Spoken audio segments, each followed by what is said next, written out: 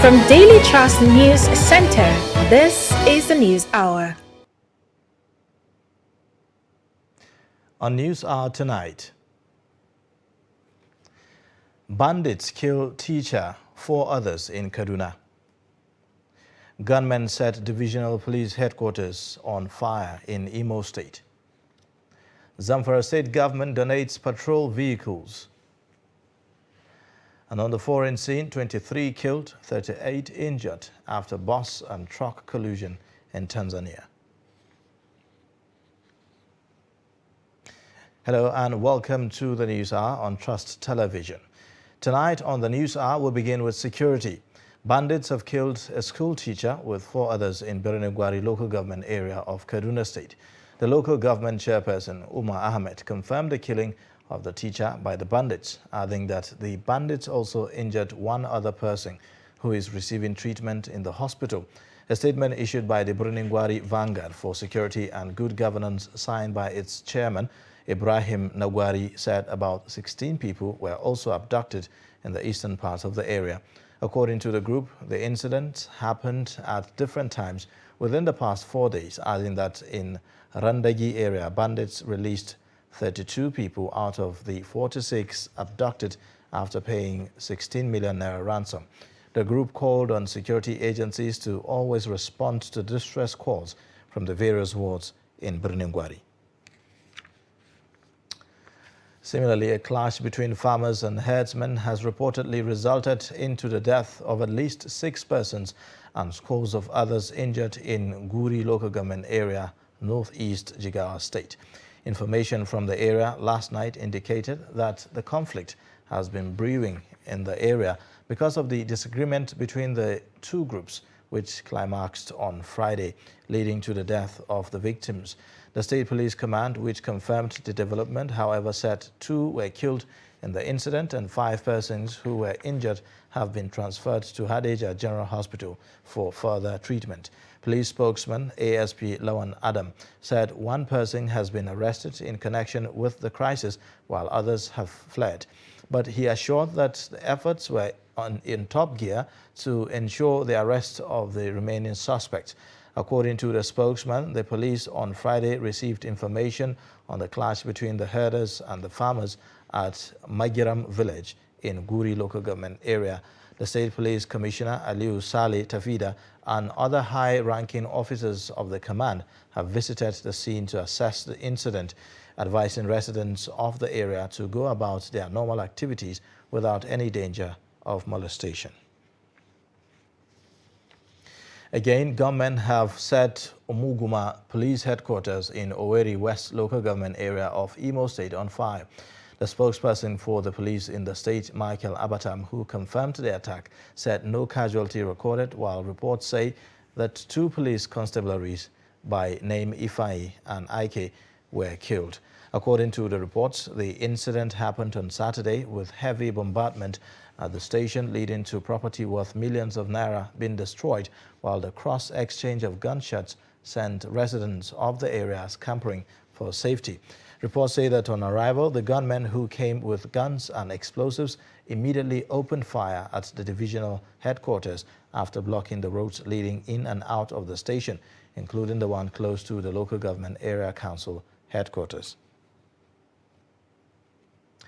Meanwhile, gunmen razed the residence of the President General of Ohaneze Ndibo Worldwide, George Obiozo, located in Awo Omama in Oru East local government area of Imo State with explosives. Confirming the incident, the Imo State Police Public Relations Officer Michael Abatam said no report of lives lost from the attack. Reports say that the gunmen used improvised explosives devices and petrol bombs to raise the building after they drove into the compound, shot indiscriminately. National Emergency Management Agency says 8 persons died in a communal dispute that occurred between the Alesi community in the Ikom local government area and their neighbors, the Ochon community in Obura local government area of Cross River State. South-South Zonal Coordinator of NEMA, Godwin Tepiko, confirmed this during an on-the-spot assessment of the communal crisis in both communities at the weekend. Tepico said that the crisis broke out as a result of a land dispute between the two neighboring communities, noting that at least 2,008 persons were affected and have been displaced from their ancestral homes. Still another tragedy. 2 children have been reportedly found dead in a collapsed toilet of UK Bello Memorial Primary School, Paiko, the headquarters of Paiko local government area of Niger State. There are conflicting information as to what the children were doing around the building that was said to be weak. Daily Trust reports that the children, a boy and a girl, were hawking sachet water with their colleagues around the school when the building collapsed on them, while other reports say that they were scavenging for scraps to sell when, in the process of digging around the building, it collapsed.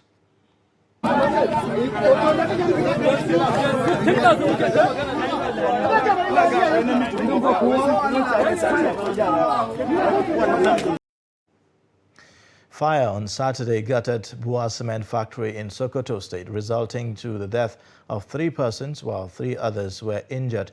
The Fire Prevention Officer of Sokoto State Fire Service, Nuhu Lawal, who confirmed the incident, said the service mobilized teams as well as moved firefighting equipment to the location.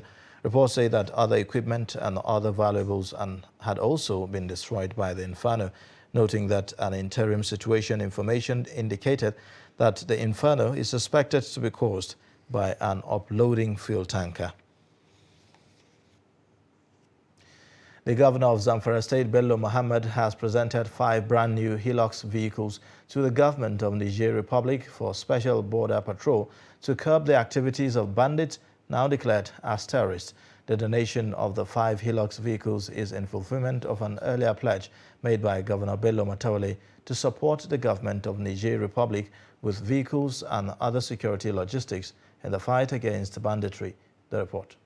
Zamfara State Governor Bello Matawalle had presented 5 Hilux vehicles to the Governor of Maradi Region, Abubakar Shuaibu, at a ceremony held at Government House Gusau in the state capital. Governor Mohammed said his administration decided to donate the vehicles to the government of Niger Republic in order to provide special border patrol at Maradi and other parts of Niger Republic, which shared borders with Zamfara, Katsina and Sokoto states. As I pledged to give 5 vehicles, trucks, and other to ease the fight against banditry and to checkmate the cross-border patrol of these criminals that are between Zamfara and Maradi region. Today, I am handing over the said vehicle, as I promised, to the President of Niger Republic, President Muhammadu Bazoum. He sent the Governor of Maradi and all the security chiefs in Maradi region to come to Zamfara and other to receive these vehicles for the use in transborder patrol. Governor of Maradi Region Abubakar Shuaibu thanked Governor Bello and the people of Zamfara State for the gesture done to them, saying the vehicles will be used in the fight against banditry and other heinous crimes, particularly along the Maradi border. The Maradi governor, in company of his commissioner of police and other service chiefs from Maradi Region, commended the efforts of the governor in the fight against banditry.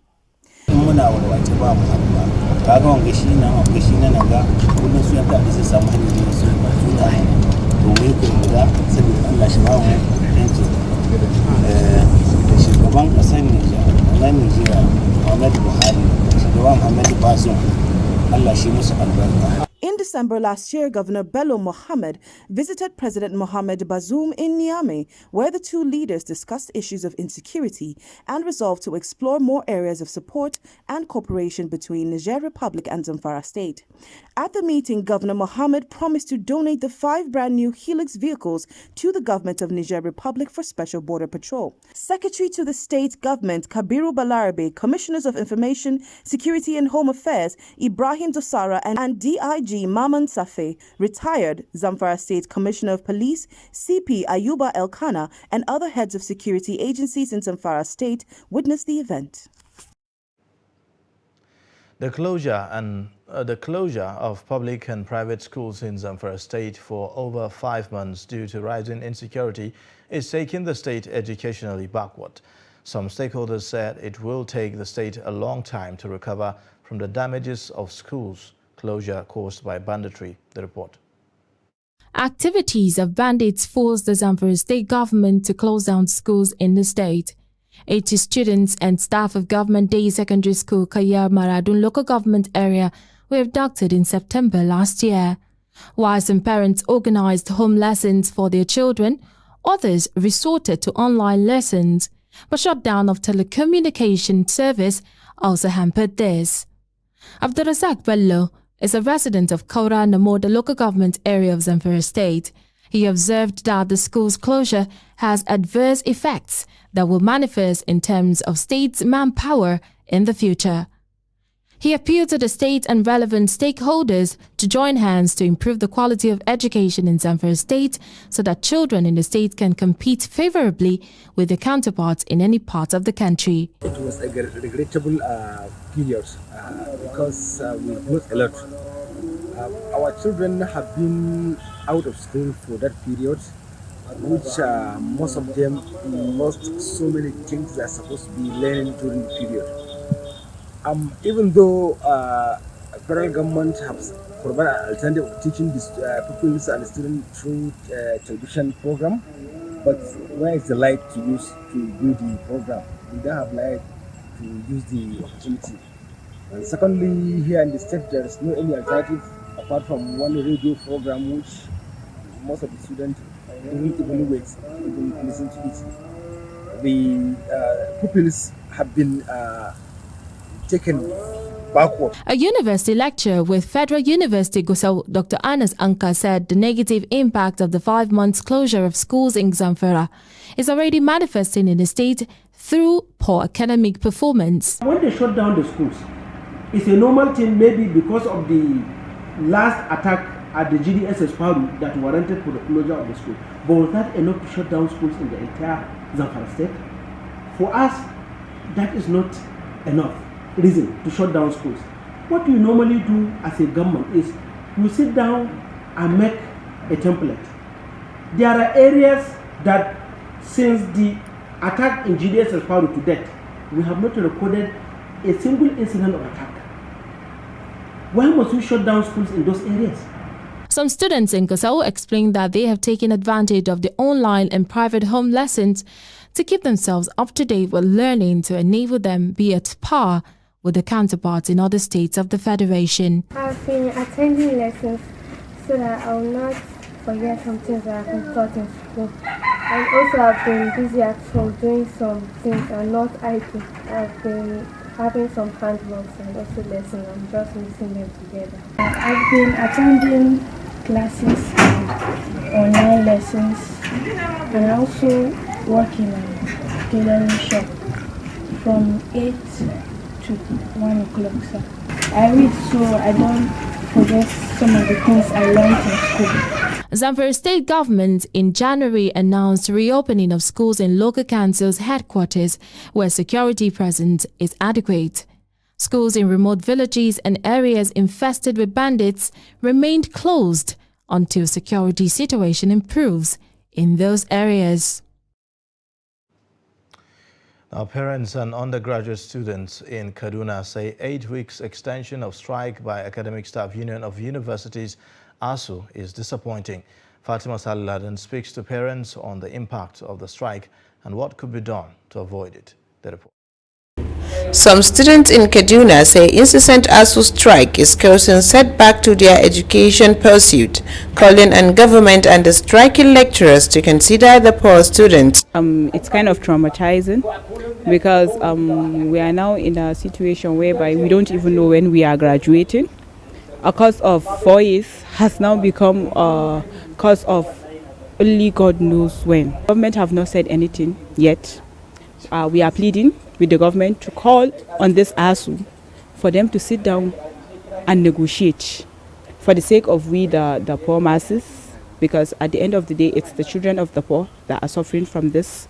So the government should please call on ASU so that they can sit down and negotiate to have a final say so that this strike should come to an end.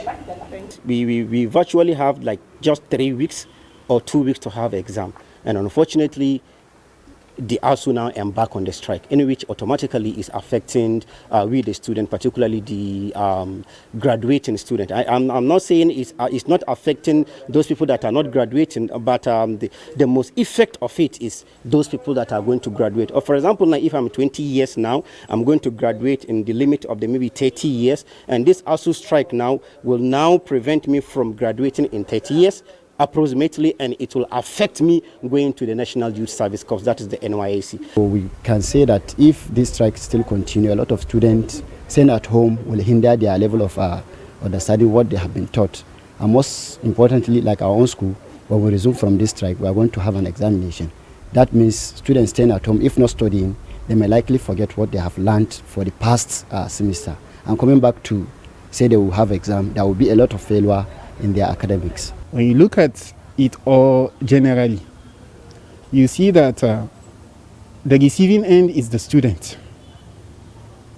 And the student being the receiving end affects their year of graduation. Some parents say not all can afford taking children abroad or to private universities, noting that strike does not solve problems. So the board party should come back again to look at. It's a 50-50 thing. You rub my back, I rub your back. Yes. The government should yield to the demands, some of the demands of the university lecturers. Yes. The same thing, ASU should mellow down a little and also take the plight of the students and the parents, because not all of us can afford to send our children abroad. I cannot send my daughter abroad. That is the gospel truth, because I don't have that money. A child that is supposed to finish a course and back his own certificate within 2 or 3 years is ending up spending 4 to 5 years. And the parents also are not happy. So government should do something.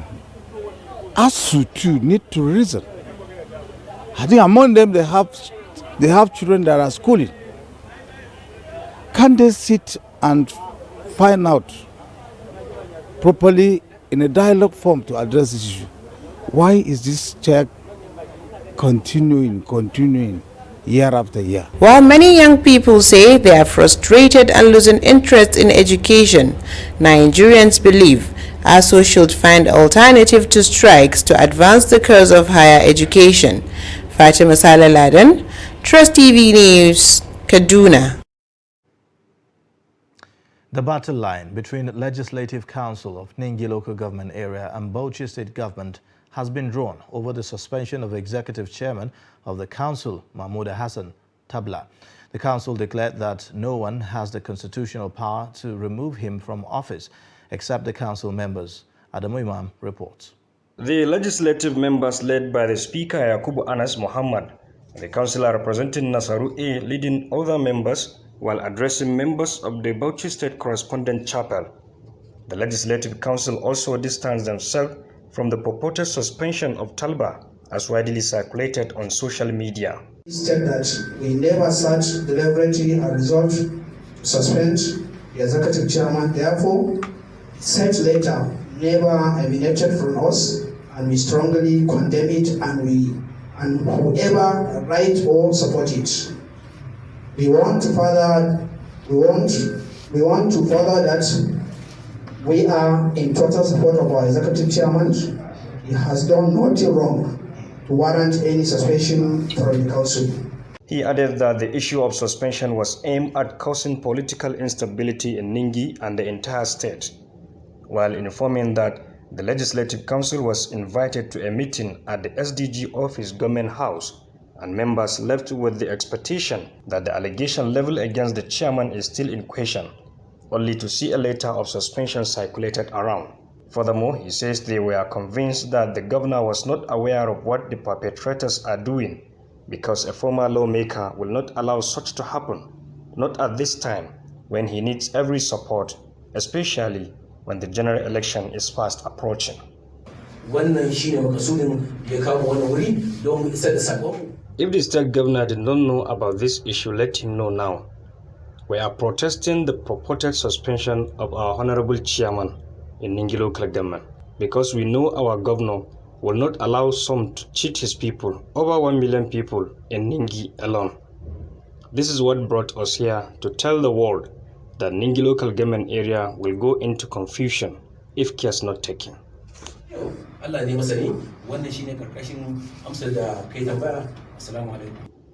According to him, the chairman was duly elected into office and by the Constitution of the Federal Republic of Nigeria as amended and all other relevant laws, noting that no one aside of the Legislative Council has the power to suspend or remove an elected council member. Adam Imam, Trust TV News, Bauchi. We move on to Kwara State, where the government expressed its readiness to partner with labor leaders in the state to train its workers for optimum performance. The state head of service, Susan Oluwole, said this at a one-day workshop organized by the Nigerian Labour Congress in Ilorin. The head of service said that the training will afford labor unions the opportunity of imparting knowledge on its members, especially as it relates to different labor challenges. She said industrial harmony will be enhanced with the training, assuring that government is ready to build the capacity of workers in its employment.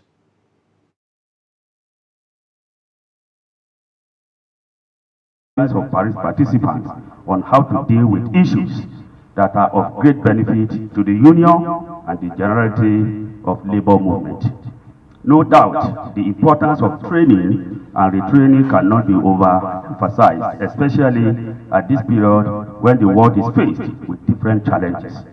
Hence, organizing enlightenment programs such as this kind for union members who will eventually take up mantle of leadership is synchronous to the development of trade unions. Therefore, I am convinced that training and retraining of union members will without doubt build well-informed unionists in the emerging global environment, which will in turn enhance industrial harmony in the working sphere. Workshops of this nature always serve as platform to educate and sensitize members on vital issues and as well draw strategies in the development of unions. Aligning with this, it is my belief that we will equally take advantage of this workshop to develop more programs and activities, appraise your performance as well, bring up action plans that will move your union forward and better meet the interests of your members. Educating our members is paramount issue that we cannot shy away from. When we expect good results from our leaders at various unions, we should be able to have the kind of results we are expecting from them. Therefore, we had no choice than to enforce your leadership for effectiveness. This is very imperative for upward movement of our unions and the Congress. On this, we need to train ourselves in the latest act and the rudiments of industrial union operations.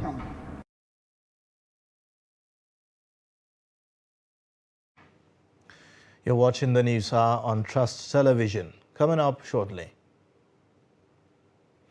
Lawmaker turned palm oil merchant. Details and more after the break.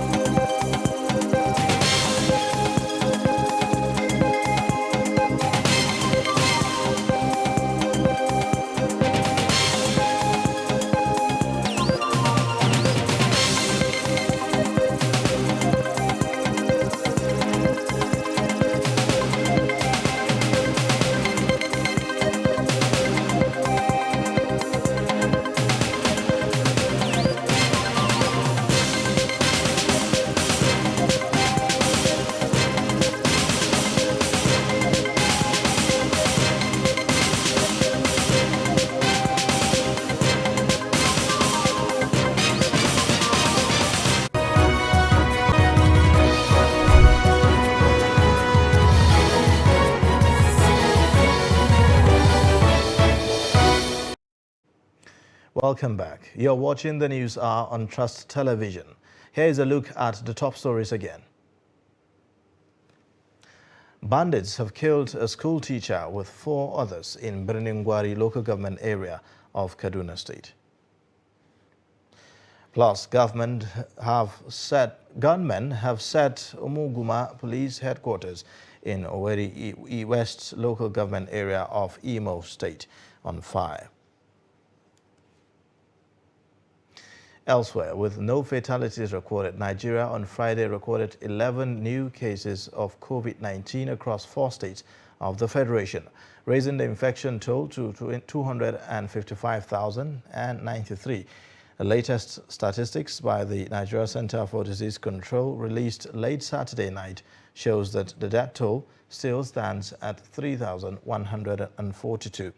With no backlog of infections or discharges reported, NCDC noted that a total of 249,460 people have been successfully treated and discharged nationwide, while over 2,000 people are still down with the illness. Mukhtar Chiromawa represented Kura Madobi Garumalam Federal Constituency in House of Representatives. He now engages in oil palm farming. He says his oil palm tree farming gives him more money with ease. The report. The politician turned farmer said he started oil palm farming in 2010 with initial misgivings from a research institute. The institute had told him that oil palm cannot grow in places like Kano, where rainfall pattern is 3 to 4 months, unlike the South's 7 months a year. He trusts scientific and technological advancement and began to grow the trees. And alas, within 3 months, he begins to see positive results. In agriculture, one of the most lucrative areas is palm oil production. This business, this farming, you can even up to 6 months, you are in money. Up to 6 months, you are in money. You say that daily you will be harvesting your palm oil. Daily. When I was at, is it what the abbreviation? Oil Palm Research Institute in Benin. I say I am interested, I want to grow palm oil in Kano. They say it will not grow. Automatically. I say, is it not my farm? Is it not my money? I need. I say, okay. How much do you need? I said 200 seedlings. I pay, we arrange for a transport. The transporter bring it to my farm. When he brought it, when we just start planting. 1, 2, 3. In 3 years, it started fruiting. They gave me 5 years. They said the crop will start producing fruit in 5 years. Fortunately for us, it started fruiting in 3 years. Yeah. Then they asked again that it will not produce optimally in the north. Because there, a bunch, you can get a bunch with weighing about 15 or above 15 kg. So they are doubting it will be fruiting here in the north 2 or 3 kg. So when the seed is fully grown, I write to them again, come and see how big the bunch is. Chiromawa said he draws inspiration from Governor of Old Kano State, late Audu Bako, whose passion for agriculture knew no bounds. Now, on electoral matters, the Independent National Electoral Commission says there is no plan to create new polling units in correctional centers to enable inmates to vote in the forthcoming elections. Silvano Yepe, head of the Department, Voter Education and Publicity in Plateau State, said this in Jos while fielding questions on whether or not the commission will allow inmates to participate in the election as voters. The report. According to Mr. Silvanus Yep, INEC will not create any polling unit inside the correctional centers for the inmates to vote during the 2023 general elections, saying the commission has recently created new polling units in places where polling units were far away from the previous ones. He explained that the possibility of the inmates to vote is solely dependent on the decision of the Prison Service Authority, adding that INEC will not determine whether or not the inmates will vote in the elections. He said if the prison authority feels that the inmates are qualified to vote, it is their responsibility to locate polling units nearest to the center and lead them to cast their vote, adding that INEC is not in the position to dictate to the prison officials on the possibility of the inmate to vote. You know that newly converted polling units were all over the places. If any of them, of the polling units, is close to the people, it's only the prison officials that will know whether these people are qualified to go and cast their votes. If they are, then it is their responsibility to locate the polling units that is close to them, and then they lead them to the place to cast their votes. But also note, they must have permanent voter card. It has been done, it was just done recently, and that has taken care of a lot of places, because those conversions were taken to areas that were far away from the previous ones, and that takes care of everything. So INEC does not have any intention to create any new polling unit for the purpose of 2023 general elections. INEC's position of not to create polling units in the correctional centers is coming when many Nigerians are championing the cause to allow the inmates to vote in the 2023 general elections. Osun State Governor Gboyega Oyetola says his administration will continue to protect the interests of persons with disabilities in the state. Oyetola stated this at an engagement program with members of the Joint National Association of Persons with Disabilities, Osun Chapter, in Osogbo. The governor, represented by his special advisor on civic engagement, Olatunbosun Oyintiloye, said that his administration is committed to the welfare of PWDs.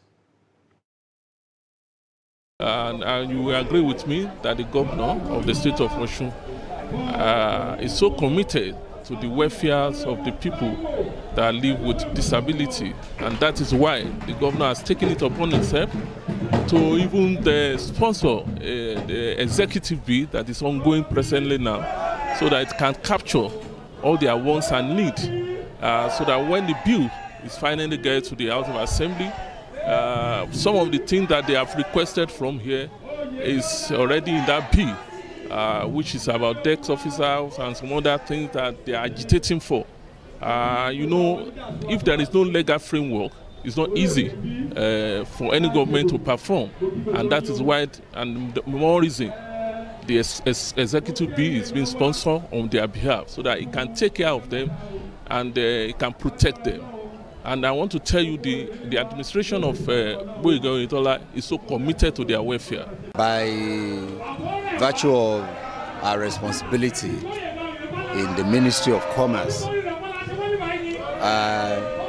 most of our people living with disabilities are also involved in one business transaction or the other. And some of them, by virtue of their situation, cannot move around. So either through commerce, through industry, and through empowerment, we have been able to touch many of our people living with disabilities. Let me start with the skills upgrade scheme of the government, launched by Alhaji Gboyega Oyetola in the wake of the COVID-19 pandemic. The people living with disabilities had a very tangible slot in what we did in all the senatorial districts. The purpose of this gathering is to show appreciation to Mr. Governor for what he has done so far to disability communities in the state of Osun, and to give back to Mr. Governor our support for the second term bid, because Mr. Governor deserves support, because Mr. Governor consider us when we are in problem.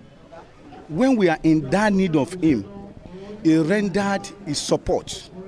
And at the same time, we also must reciprocate. Elections is near, and we are large communities. We are about 58 to 60,000 persons with disability in the state of Osun. And we want to give back our support for Mr. Governor.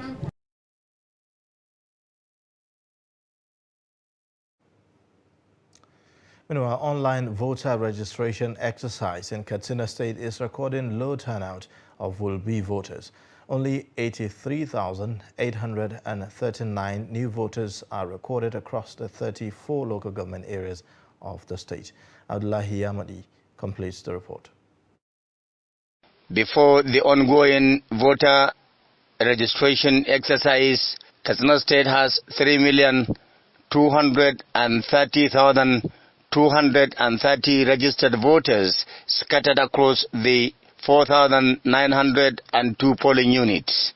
With the ongoing online registration exercise, Katsina State has an additional polling unit totaling about 6,652 polling units. However, inadequate mobilization by INEC and other stakeholders may likely scuttle the success of the process, as few people are aware of the ongoing voter registration exercise in Katsina State. In most of the INEC voter registration centers visited in Katsina, Batagarawa, Keita, Mani and Bindawa, as well as Matazu local governments, only very few eligible people were seen, and those manning the exercise complained of low turnout. Another problem is incomplete registration, which sometimes amounts to waste of time and resources. This woman was cited at Nagogo Primary School, one of the INEC online voter registration centers in Katsina State, who said she has been coming for transfer of registration severally, but all the times the INEC officers kept on asking her to come back the next day. As you see me here, I have been coming since 2 days ago, but all I get is come back tomorrow. Even today, that is what I was told. I should come back tomorrow. As for these fresh registrants, the online voter registration exercise is going without hitch, and expressed hope that the 2023 general election will bring a new set of leaders that will make Nigeria a better place for all. Very, very well. Many people are attending. There's no problem. Some people, they are attending, they replacing the card or new card. To all of them, it's okay. Okay. Yes. No, there's no any problem. They are doing it very well, and the thing is going successfully. Yeah. Observers say there is their need for vigorous sensitization by INEC, the media and other stakeholders to mobilize people to register in order not to disenfranchise them during the upcoming elections. All efforts to have the INEC resident electoral commissioner in Katsina State to respond to some questions proved abortive, as sources close to his office maintains that the REC is not on seat. Abdullahi Ismayamadi, Trust Television News, Katsina. Some residents of Gusau want the Independent National Electoral Commission (INEC) to increase the number of registration officers to fast-track the continual voters' registration exercise in Zamfara State. The residents speak at various registration centers in Gusau local government area of the state, where they observed that shortage of manpower is causing delay registering eligible persons who came to enroll. The report. Shutting down of telecommunication services in Zamfara State to address the security challenges had negatively affected the continuous voters registration in the state. This development forced the Independent National Electoral Commission to stop the exercise in the 14 local government areas of the state. 2 weeks after lifting the suspension of telecom services in Gusau local councils, 13 local government areas of the state still grapple with telecommunication services. The Independent National Electoral Commission kick-started another round of the continuous voters registration in 14 local government areas of Zamfara State for eligible persons so as to enable them to participate in the country's electoral process. Some of the persons who came to register are appealing to the Commission to employ more registration officers to make the enrollment easy for them.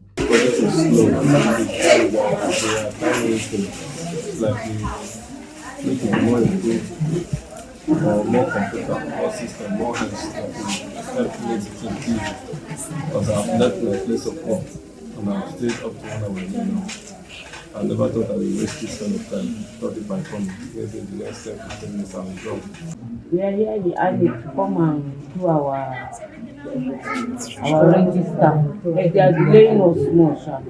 But they will work everything. We will soon be going. Yes, they need more hands or workers, I can say, so that they will be faster. You see now there's crowds here, they are not fast like that. They are doing the work, but they are not. The workers, they are not many. According to Head of Voters Education and Publicity, Independent National Electoral Commission in Zamfara State, Mohammed Bashiru, a total of 282,941 persons had registered both online and physical, while 41,435 have completed their registration. However, 241,506 persons have not completed their registration exercise in the state, which the Commission said they should come forward to complete the process. In Zamfara State, both online and physical, we have a total of 282,941. And those that completed their registration, we have 41,435. So the remaining ones haven't completed their registration. We have a total of 241,506 that haven't completed their registration in Zamfara State. And it's just the matter that they should come up to INEC office and do that. They can come to the state headquarters here, and there as well they can go to the local government office. Bashir explained that the Commission is conducting the continuous voters registration exercise in the 14 local government headquarters of Zamfara State because insecurity made other centers in the rural communities across the state inaccessible. In a cross-country union, Oluo of Iyo Land, Oba Abdurrashid Adewale Akambi has tied the nuptial knot with a Kano princess, Firdausi Abdullahi, who is the granddaughter of the late Emir of Kano, Alhaji Ado Bayero. The wedding, which took place at the residence of the Madai King Kano, witnessed a low turnout from dignitaries despite the couples being from royal families. The groom paid the sum of 1 million naira as dowry to the bride in cash. Speaking shortly after the wedding, the representative of the groom said one of the purposes of the marriage is towards achieving a united Nigeria by allowing marriages and business associations across the divides to cement the unity among all representative of the Vice President Yemi Osinbajo, Senator Babafemi Ojodu, who is the special advisor to the President Muhammadu Buhari on political matters, Sarikin Yarbawa of Kano and Sarikin Yarbawa of Zazzau, among other few royal dignitaries, attended the event. You're watching the News Hour on Trust Television. Coming up shortly. The idea was to give the interim government confidence that there is somebody, a military man, who is well known, who can be accepted. You alluded to the case of your son, Umar Farouk. Are you in touch with him? Yes, he phones us 2 times, sometimes 3 times in a month. As always, when I'm talking about late Abiola, I still thank my God for directing me on things to do when he gave me that leadership of this country. Many of you honest Fulanis, you allow this man to cast aspersion on you. You know, Zamfara is the mother of all bandits. The biggest problem, if you permit me, is the fact that we have not been able to get the totality of our citizenry. It's very, very difficult to have a fixed mind like that this one you will hand over to this person because you think he will do better. I don't see myself under no circumstance ever leaving APC for another political party.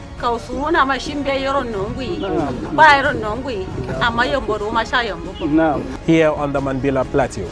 And this is where the hydroelectric power dam is supposed to be constructed. Most people in Nigeria are ignorant of the fact that employing a child as a maid is in fact against the law. Access to the textile mill has been very difficult. I believe or I think that if you want to make money, it should be in a place where there are not plenty of people that can do what you do. From the way things are happening now, I don't think the two parties will make any impact. I've been talking about the updates concerning the campaign of Nigerian Super Eagles in Abuja. Bola Tinubu has informed President Muhammadu Buhari of his ambition to contest for the position of president. To be self-reliant, a blind man defies all odds to become a carpenter in Gombe State. The country is now experiencing a fourth wave of the COVID-19 pandemic with the emergence of the Omicron variant. Talks are ongoing between NRC management and the union.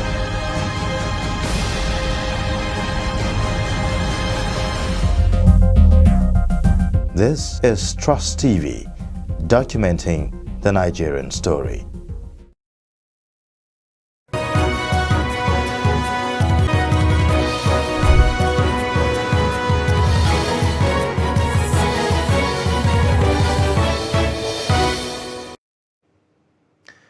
Thank you for staying. Moving on now.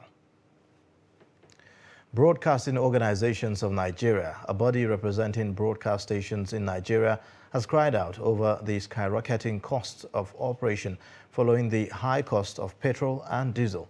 Executive Secretary of BORN, Yemisi Bangbose, in a statement said if nothing is done urgently to arrest the current trend, the stations might shut down, and that will pave way for the media space to be littered with fake news.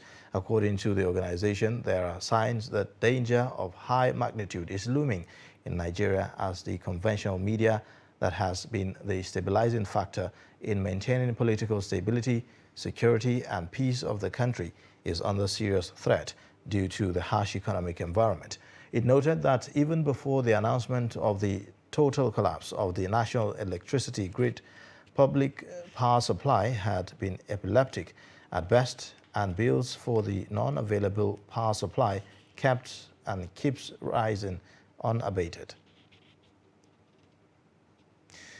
Small-scale business owners are counting their losses after a demolition exercise of illegal structures at Utako village, where hundreds of illegal shanties within the area are brought down. The report.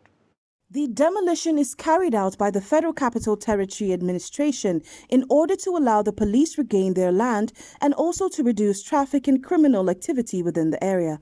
But the question many traders are asking is, when plans to get rid of such structures, what alternatives does government provide for owners? It's not a crime that people try to make a living by selling along the roadside. It is also not a bad idea that the government wants to keep the city clean and organized. Now, there's always a balance between this. My challenge with our people in the government most time is we do these things without establishing alternatives. Now, these people must leave. And to leave, they need to end somehow. Now, by the time you demolish this place, and you do not create an alternative for them, what you are going to get, you're just shifting the problem from one location to another. So it is always important that the government looks into creating an alternative that will absorb the people you are going to displace. I don't know what the comprehensive alternative for street selling should be, but I think the major issue is that people need economic empowerment. They want to do something that gives them income. to sustain their living. And that is the reason most of them are in these kind of places. You see them in traffic areas and all of that. How can we give these people an opportunity to earn? These are the things that the government should look into. If we fix these things, these people will naturally fizzle out. Shop owners may be forced to find another place to continue their business, but what can be done to end erection of illegal structures without government approval, and could these small traders be relocated elsewhere to develop and thrive? The government can put a place together, put a resource for water, put somebody in charge, put machines there, and then somebody is there to collect revenue. So every day, a young man can wake up and say, I want to go and wash car. Come there, pay 500 naira, and take one position and start washing cars. You make good money, and you go home. Even these people that are selling food can come and stay in a canteen there, just like in Area 3, you have a Area 3 food court. You can have a food court around that place so that people can come and wash and also eat. Thereby, you have created a job for the young men who would be contemplating kidnapping or selling human parts. The time he's washing car, he's only concerned about getting more cars to wash. By the time he's done in the evening, he's tired, he goes to sleep, doesn't go to steal. Our young ladies who will be wondering about will find jobs in the restaurant, serving people in the evening, they are tired, they go to sleep. So these things are simple things, they are not rocket science, but we just need to sit down, think thoroughly, and be sincere about what we want to do, not charade for showboating. That's not the kind of thing that will solve our problem. We'll create more problem by doing this kind of stuff. That's my sincere opinion about it. Chamun Dabeng, Trust TV News, Abuja. Now to more on business. Total debt stock of Nigeria is likely to reach 45 trillion naira as the Debt Management Office plans to borrow an additional 6.39 trillion naira to finance the 2022 budget deficit. This is contained in a DMO document released on Friday in Abuja. In the document, Director General of the DMO, Patience Oniha, explained that the overall deficit in the 2022 budget stands at 6.30 trillion naira, representing 3.46% of the country's gross domestic product. Oniha said that the budget deficit is to be financed mainly by borrowings from both domestic and foreign sources, as well as privatization proceeds, and explained that while 2.57 trillion naira will come from domestic sources, another 2.57 trillion naira is to come from foreign sources, 1.16 trillion naira from multilateral and bilateral loan drawdowns, and 90.7 billion naira from privatization proceeds. It will be recalled that the DMO had earlier said that the country's total debt stock as of December 2021 stands at 39.55 trillion naira. Now, at least 22 people have been killed and 38 others injured after a bus crashed into a truck in eastern Tanzania on Friday. The police chief of the eastern region of Morogoro, Fortunatus Muslim, said that the accident occurred in Melela Kibaini, some 200 kilometers west of the coastal city and economic hub Dar es Salaam. He said the truck left its lane to overtake a motorbike and that President Samia Suluhu Hassan presented her condolences on Twitter and urged road users to adhere to traffic rules. Tanzania has seen a spate of fatal traffic accidents. On Monday, 4 people were killed in a coach accident outside the southwestern town of Tunduma near the Zambian border on its way to Dar es Salaam. Now, Nigeria's Flamingos have qualified for the third round of the Under-17 Women's World Cup qualifiers with a resounding 5-0 victory over the Democratic Republic of Congo on Saturday and 8-0 on aggregate.